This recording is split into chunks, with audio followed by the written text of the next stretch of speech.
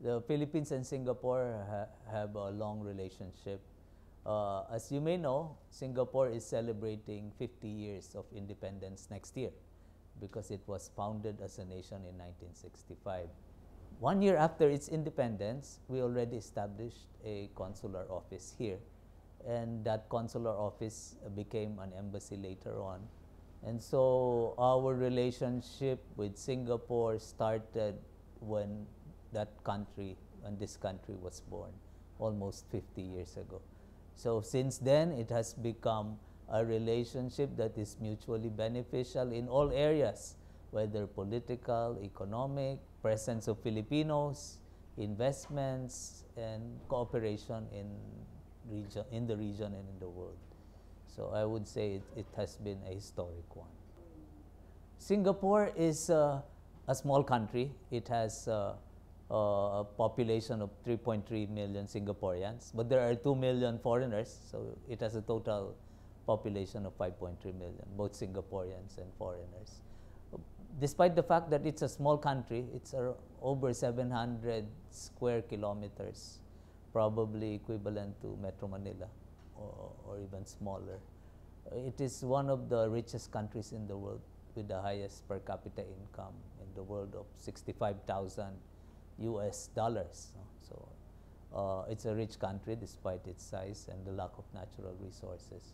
But it's also a place where business is being done.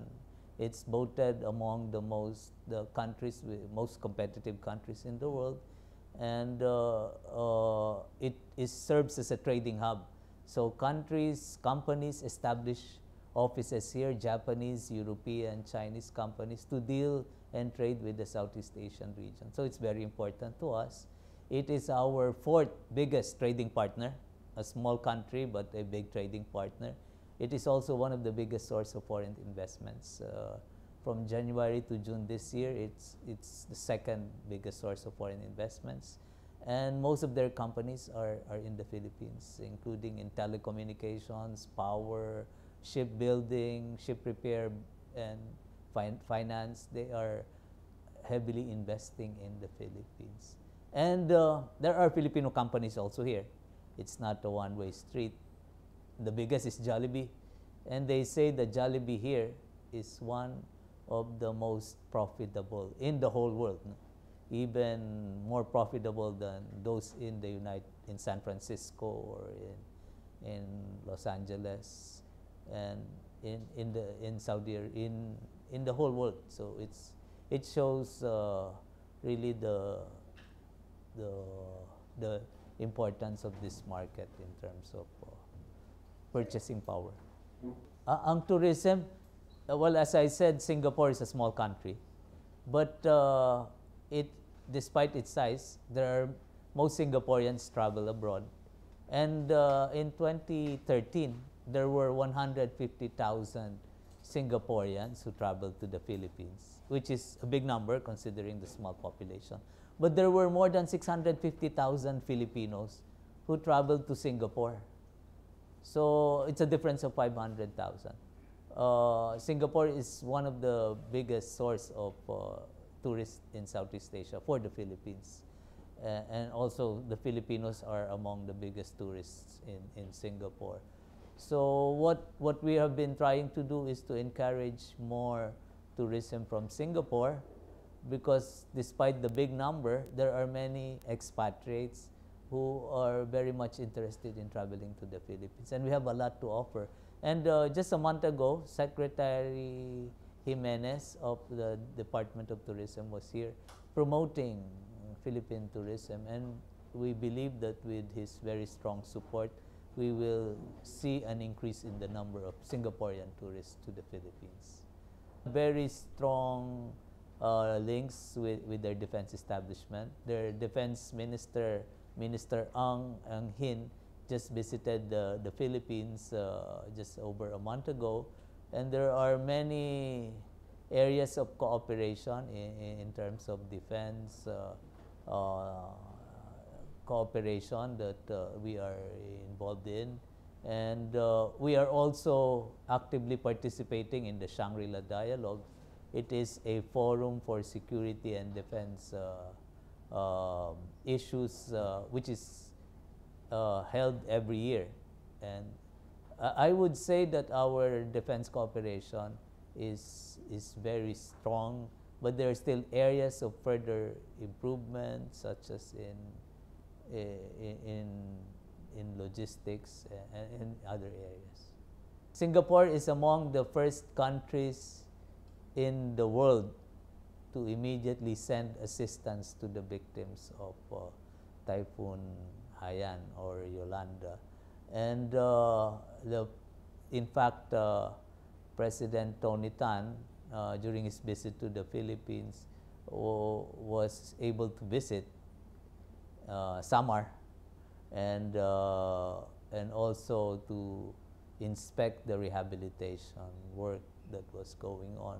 And our President Aquino, conveyed to him the appreciation of the Philippine government for the assistance that the Singaporean government has generously extended to our victims of the calamity. I think the agenda would be on how we can further boost our bilateral relations to the mutual benefits of our people in areas of political cooperation, areas of economic cooperation.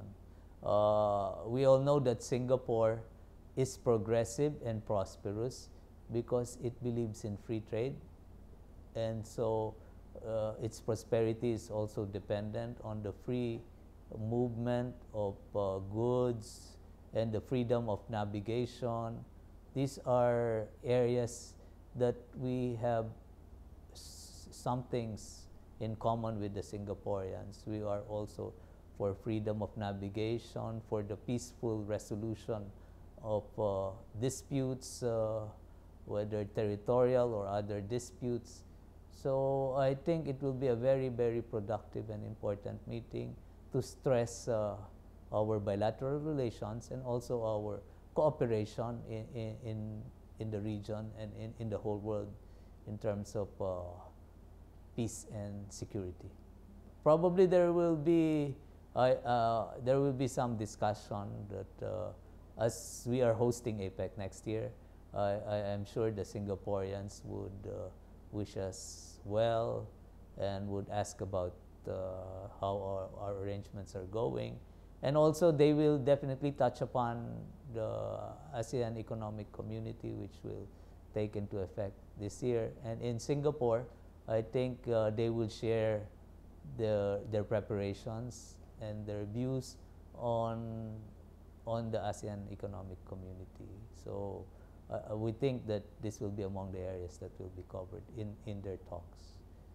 Well, I think this is very important because I think every year the Economist invites luminaries, famous people, intellectuals, to give their views on their vision for the year ahead. And we are fortunate that the President has been invited. It is an acknowledgement of the leadership of the President, of the potential of the Philippines, and of our contribution to the global economy and to the global political security of the global security. So we are honored by this invitation. I think the Philippines is honored by this invitation, and we believe that it is an acknowledgement of the strength of the Philippine economy, of our important role that we are playing in the world stage. In fact, there have been saying that if the present trends continue, the Philippines will be the 16th biggest economy in the world in a few years. So I think that in recognition of the importance of the Philippines in the world, the President was invited by the Economist to share his views on the future. So it is he will be joining a select group of distinguished intellectuals and world leaders who have been invited by the Economist. The roundtable meeting will take place on the second day of the visit, and he will meet with the captains of industry, the chief executive officers of the biggest companies in Singapore and of the Singapore Business Federation.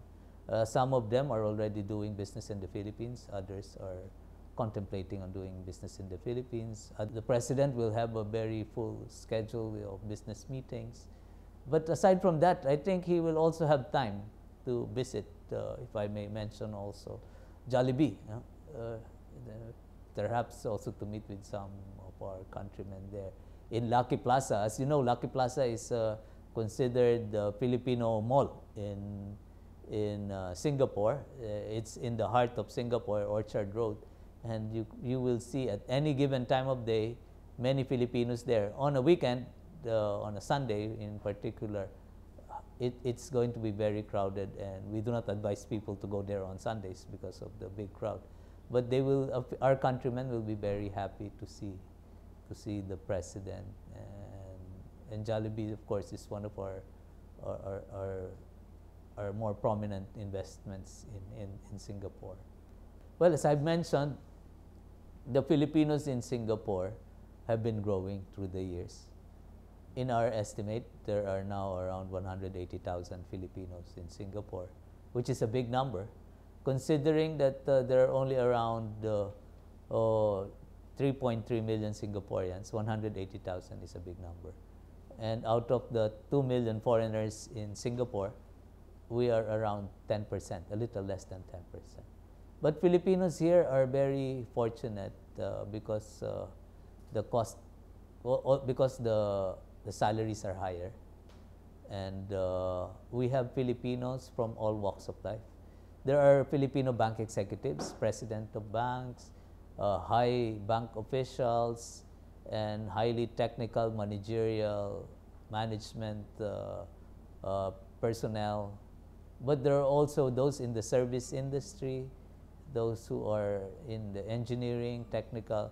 We believe that those who are professionals and those who are in the service industry now comprise a little less than 60%, but majority are professionals or in the service category. But still, there is a big percentage of domestic workers. So out of the 180,000, there may be around 70 to 80,000 domestic workers. So there are still many domestic workers here, but their situation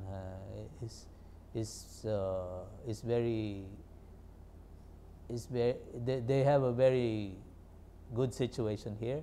The government provides for ways by which their interests are protected. So from domestic workers to the bank executives, that is the range of the work of our Filipinos here.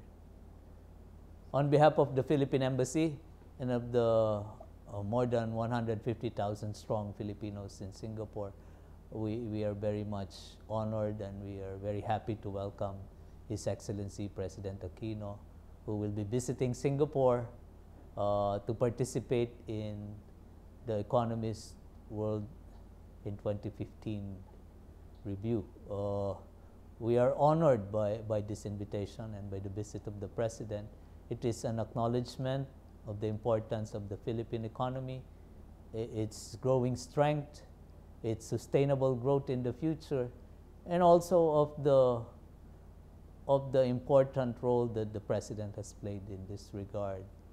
And the economists will be interviewing the President to get his views and for the President to share his vision in 2015. But aside from that, it's going to be a full schedule for the President. He will be meeting with high officials with the highest officials of Singapore, from the President to the Prime Minister, and also to the captains of industry, the big executives, with the hope of further improving our economic relations to bring more investments and create more jobs for our people.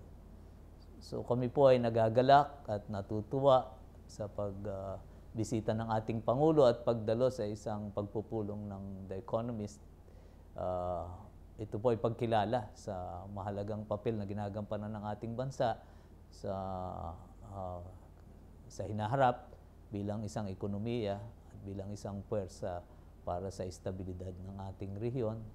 At ito rin ay pagkilala sa kakayanan ng ating Pangulo na patuloy na mamuno sa ating bansa at nang magbigay ng kanyang um, ng kanyang saloobin tungkol sa hinaharap ng ating bansa at ng ating rehiyon. Kami po ay muli nagpapasalamat sa pagkakataong ito at sa pagkakataon na maging panauhin po ng Singapore ang ating Pangulo. Palagay ko po ito ay magiging matagumpay muli.